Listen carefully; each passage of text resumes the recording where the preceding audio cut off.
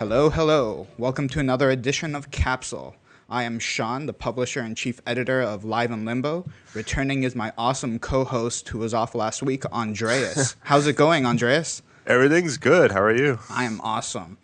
So you chose a great week to be back because we have a super special guest. It's We not have about me, no, of no, course. you're great, but we have a really awesome guest today.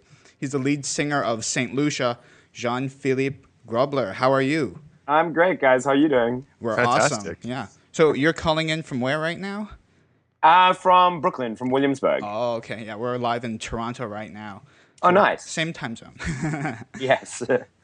So one thing that stands out about you immediately is when people go to your show, they'll notice your awesome shirts. I just need to know where do you shop for them? I shop at like a lot of just different places. I like to just kind of be aware of what's going on in the fashion world, and I normally like each brand will have at least one shirt that's like insane that most people would not ever wear. And that's the one that you choose. Yeah, exactly. But I also, there's one brand in particular that I really like, Scotch and Soda. They have, a lot of really cool, like, crazy pattern stuff. But yeah, I like looking around, and just spending a little bit of time being aware of what's out there. That's awesome because we've covered you a few times in the past last year when you opened for Two Door Cinema and you had like these awesome floral shirts and colorful. We love that. Thanks. They're fantastic. Yeah. So speaking of fun and interesting things, my co-host Andreas has something in common with you. What is that? Well, it's not the shirts, that's for sure. My fashion taste is pretty horrendous. No, we're both South African. No way. That's Yeah. awesome, man. Yeah, I Which moved which part of South Africa are you from? Johannesburg. Nice. Me too. Oh, hey, there you go. Yeah. Except you got to keep the accent, which I sadly didn't. That's unfortunate. When Yeah, I did you know. when did you leave? I left when I was 4 to Zimbabwe, and then I left to come to Canada when I was 5. Oh, okay. So I mean that's understandable, I think. Oh, yeah. Do you get those kind of questions, too, where it's like Africa being a country or just what part of Africa are you from? South Africa, yes, but what part? You know what I mean? Do you Yeah. get any of those? I've had a couple, but I've actually found in general people seem to be like quite aware of South Africa. And the funny thing is, almost everybody that I meet that I tell I'm from South Africa is like, oh, like my sister's husband is from South Africa, or some person that they know is from South Africa. So it just seems like awareness of the country is growing. And I don't know if that's like because of the internet or I don't know. There've definitely been a couple of times where people have been completely ignorant and haven't Oh, yeah. known, anything. But most of the time, people seem to know. Well, yeah, they're slowly getting better. I just find that geography is perhaps the subject that people are like doing the worst in. Like they can Right. name when the World War was, but they can't find, like a country on a map that Yeah. easily, But that's good. Yeah, the awareness is getting a little bit better. I haven't had anything too bizarre lately. Have you been back to South Africa recently? I last year I went to Cape Town. I love that place. That's Oh awesome. man, Cape Yeah. Town is amazing. Amazing. Yeah. I was back in December visiting my family. I didn't get to go to Cape Town, but we went down to the coast, and it was just really nice to like go to all these different places that I used to go to when I was growing up. Yeah. So that's awesome. But so when you're a foreign artist, most people tend to go to LA to kick off their musical careers. But what made you choose New York City? Well, New York, in many ways was kind of thrust upon me. I never, because, I went to music school in Liverpool in England, and, it's funny because like New York and at least the States in general was never somewhere that I imagined myself being or ending up, or it was not something that I was aiming for, But then, after I'd finished my degree, I was just, I had no idea what to do. I had kind of a band. I was just working in a bar kind of thing. And my Patty, who plays keyboards in the band, who's also my wife, her sister at the time was sort of traveling around the world, and she was in New York for a while. And she started dating this guy, Neil McClellan, who produced and mixed all the Prodigy albums. Yeah. Oh, And, wow. And he's a partner in this like music house called The Lodge that's based in New York. And as I'm sure was like a favor to her, to Patty's sister, gave me a shot at being a freelance writer for them. So I did some writing and from England, and they liked it. And after about 4 months, they offered to move Patty and myself to New York to become a staff writer for them. So it was it was one of these offers that I just there was no way I could turn it down. And so I moved over here about 7.5 years ago, and haven't looked back. No, that's awesome, because your full featured length album, When the Night, came out late last year, 2013. Yes. And I think you were greeted with lots of respect and high acclaim, because your 2014 North America tour just kicked off, yesterday? It kicked off Monday. Monday. Yeah. And a lot of your shows, including the one in Toronto, are sold out. Congrats. Thanks. How does that feel? I mean, it's pretty unbelievable. None of us expected any of this to sell as well, or to add more shows or upgrade shows. But we've just, a lot of the shows have been upgraded to bigger venues. We've added a lot of shows in different cities. It's a dream come true, and I'm kind of speechless. No, well, I guess you really, really enjoy that. And then when you add on more shows and you have to accommodate more venues and more dates, that must take a toll on you in the long run, doesn't it? It does, in a way. I mean, it just means that I can't go crazy partying. I just have to you can hear my voice right now. I just woke up an hour ago, and it's just you wake up and your voice is a bit groggy, but it just means you have to spend more, or at least I have to spend more time just doing, vocal exercises and warm-ups and stuff, and just kind of watch what I'm eating and stuff like that. So, it just makes it a little bit more like a job, because you can't just go crazy and be like a crazy rock star. No, of course. Yeah, go ahead. Sorry, you have a question? No, you go ahead. Go ahead. Okay. I was just wondering, do you have any specific kind of vocal exercises that you do, or is it do you is there anything that you stick to and find works a lot better than other exercises, or like a ritual kind of? Yeah. Yeah, I mean, there is a set of things that I've been doing for a long time, but we've never toured like this, where it's been an hour and 10-minute set every night, 5 nights a week kind of thing. So I've kind of been doing a bit of research and experimenting with new things. I've found a few vocal exercise albums and CDs on iTunes that I've downloaded that I've just been doing that have been great. So I just, I've just gotten into this thing where I start as early as possible in the day, doing some, and then it's it just helps my voice kind of get warm earlier, and then I do another sort of half an hour before I go on stage, and it just helps open things up, Oh yeah, for sure. It a bit easier. Do you have any vocal influences, speaking of vocals and singing and whatnot? I heard in an interview that you're fond of Chairlift and artists of the like, but is that musically, or is it vocally that you're inspired by them? It's a bit of both. I think Caroline from Chairlift is one of the best female singers at the moment. She's great. In general. She's incredible. But in terms of, I would say I'm probably, a bit influenced by Sting, for example. Perfect.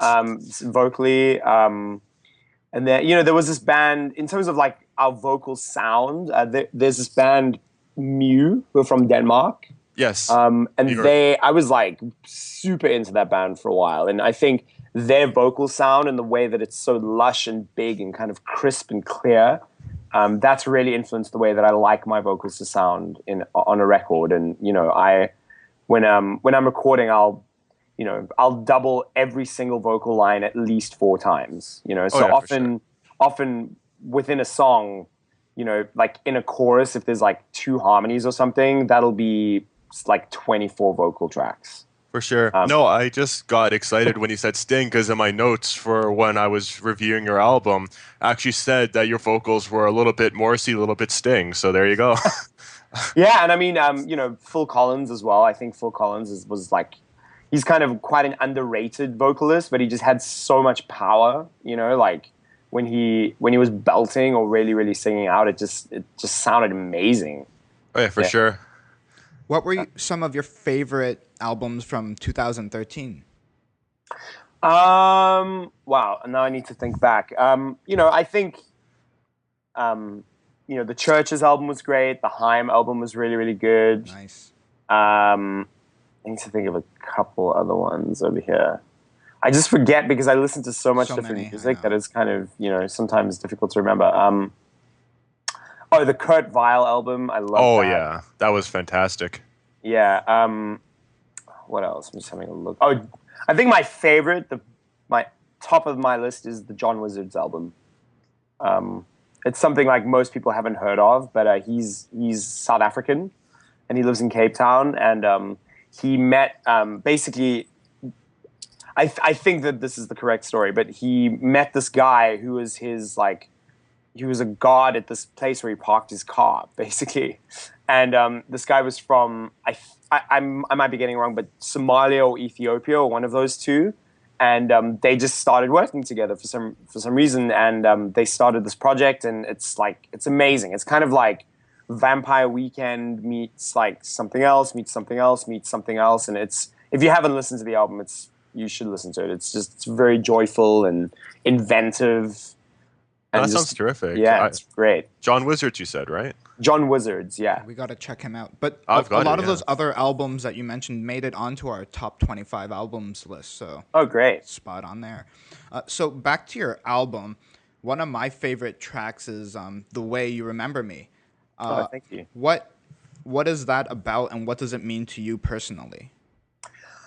Well, first of all, in terms of like my approach to lyrics and stuff, my lyrics are generally kind of train of thought in a way. I try not to be like, okay, I'm going to write about this thing, because I feel like throughout the years, whenever I've tried to do that, it's felt the lyrics in the end feel a little bit forced and one-dimensional in a way. Right. So I just kind of like go with these phrases that come into my head that are with the music, and like, not everything is right for me, but it's like I'll know when the right phrase kind of comes into my head, and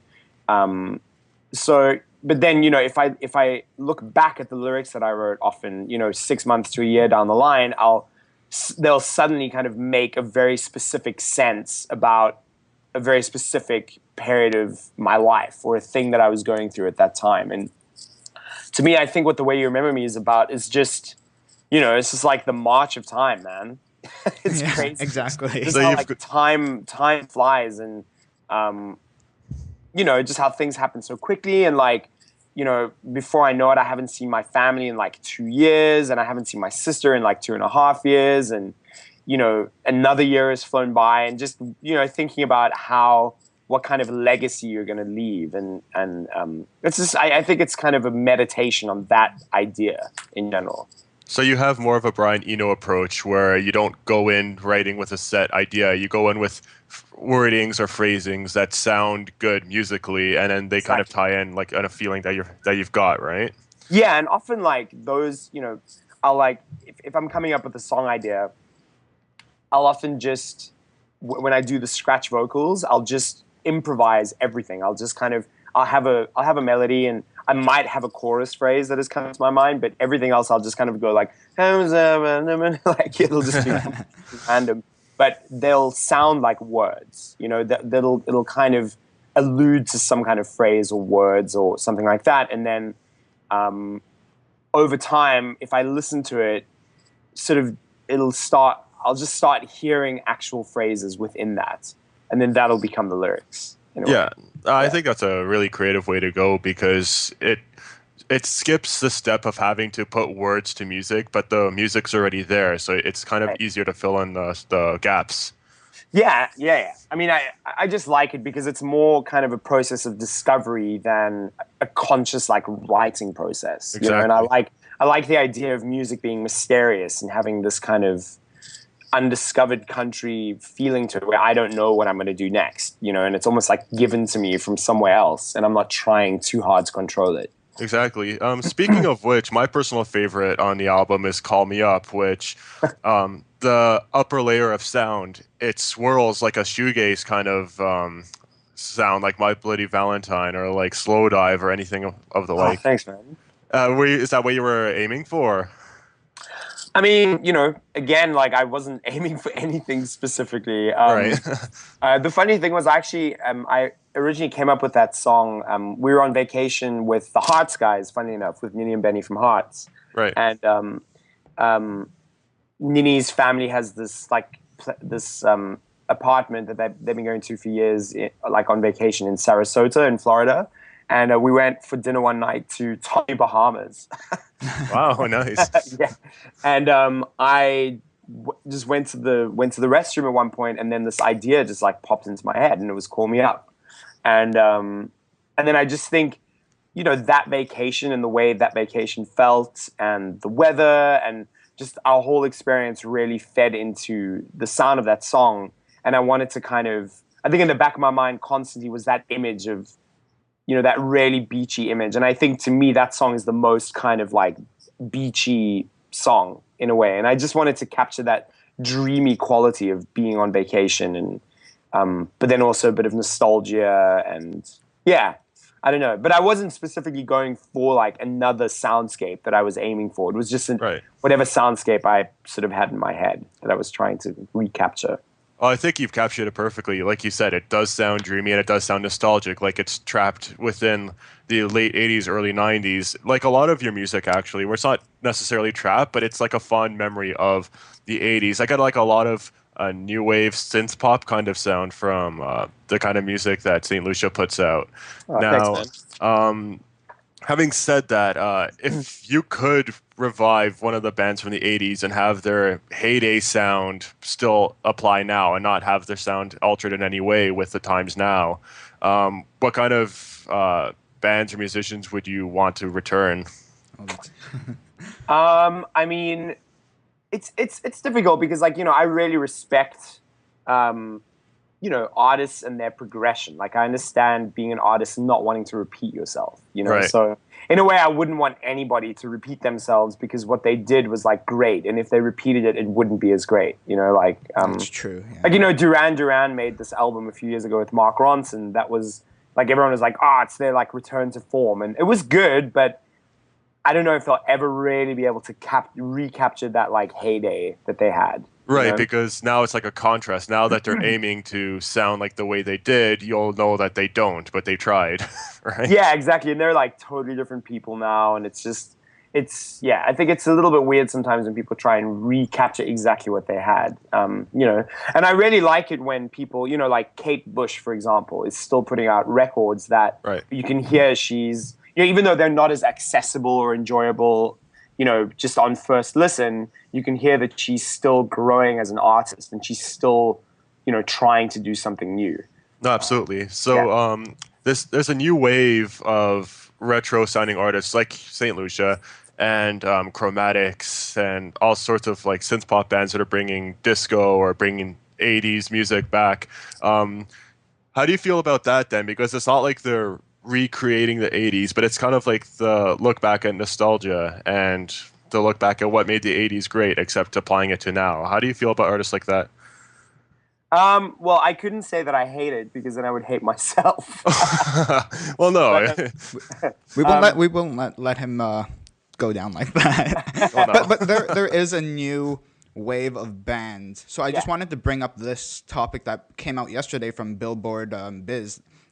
So right now you're in fantastic company with Neon Gold Records.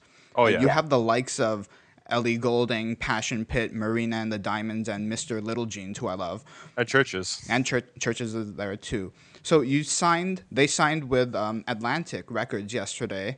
That Neon Gold is founded by Lizzie from Mrs. Mister. How does it feel for you as an artist, and what does it represent to you to be part of a label and community like that? I mean, it's amazing, man. Like Lizzie and Derek are two of the nicest people I've ever met. They're like, sometimes in this industry, you can feel like you're a little bit surrounded by sharks. Right. Like people who aren't necessarily concerned for your well-being, but are just concerned for like their stake in things. But we've been really, really fortunate with the people that we've been surrounded by, like whether it's our management team or our business managers or our tour managers, and then like Lizzie and Derek from Neon Gold as well are just two of the loveliest people who who I've always believed have had our best interests at heart. And it's amazing. And I mean, obviously, like you said, they've discovered all these bands. I mean, Derek discovered Vampire Weekend as well. Yeah. So, wow. Yeah. So I mean, it's unbelievable what they've had a hand in creating. They obviously have a really good taste. Yeah, but I mean, back to what you were saying about the throwback thing. I don't know if this is now combined with that question. Yeah, you could. Yeah, we can mix it up. Yeah. Yeah. So I just think certain genres and certain styles, everything kind of runs its course at some point, and right. That's not necessarily to do with the artists who are creating the things, but just because fashionable things come and go, but often everything that could have been explored within the confines of that kind of stylistic genre aren't explored in the time that it takes for that genre to kind of run its course. So to me, it's just like there was an approach that was taken in the 80s to making music, and what I really, really liked about that approach was that it felt, it was a time in the music industry where it felt like there was no ceiling. It was like anything was possible. There was tons of money. People felt almost invincible, and you could hear it in the records that were being created, that were being created back then by Phil Collins or Lionel Richie or Michael Jackson. It was just like they were making it as if they would never die, and as if they were invincible. And I feel like over the last 10 to 15 years, that was lost a little bit. Like bands were kind of not that was a bad thing, it was just a new stylistic thing, but bands were making things that were very kind of introverted and very kind of more inward looking and less bombastic. And like grunge, maybe. Yeah, I mean, not only like grunge, but like Interpol or the indie music of like the 2000s, the early 2000s. And I was a huge fan of a lot of that music. There's nothing wrong with it. I really liked it, but we lost a little bit of the bombast. I don't really know how to, in music during that time. And I think that's just coming back now because it's a natural swing in the opposite direction. And probably the most bombastic time in music was the 80s. It was just like crazy. And so I think it's natural that style is being referenced now by artists. You've got good answers, man. Good job. That's really good, yeah. This is great. Well, I think that unfortunately wraps up our episode. You have a show coming up right here in Toronto at the Hoxton on January 23rd, which is a Thursday. We'll definitely be checking you out there, and we encourage everyone to try get in there. I know it's sold out, I think, but are you going to have any tickets? I'm not sure. I don't know. I don't really personally have any control over that, but hopefully there will be. They'll try squeeze their way in. So we'd like to thank all of our listeners for tuning in this weekend. A huge thank you to Jean-Philippe of St. Lucia. Absolutely. Thank you for coming. It's my pleasure. Download his album, When the Night, on iTunes. And you're like all over social media, Facebook, SoundCloud, and at St. Lucia, New York on Twitter. And you have a website, stlucianewyork.com. You really like New York. You can find me on Twitter at Sean Chin and my co-host Andreas at Andreas Babs. Please follow the show at Live in Limbo and use the hashtag Capsule Podcast to join in the conversation. As always, you can find the show notes on liveinlimbo.com/capsule. And go check out St. Lucia because it's well worth it. Thanks, guys. All right. No worries. Thank you.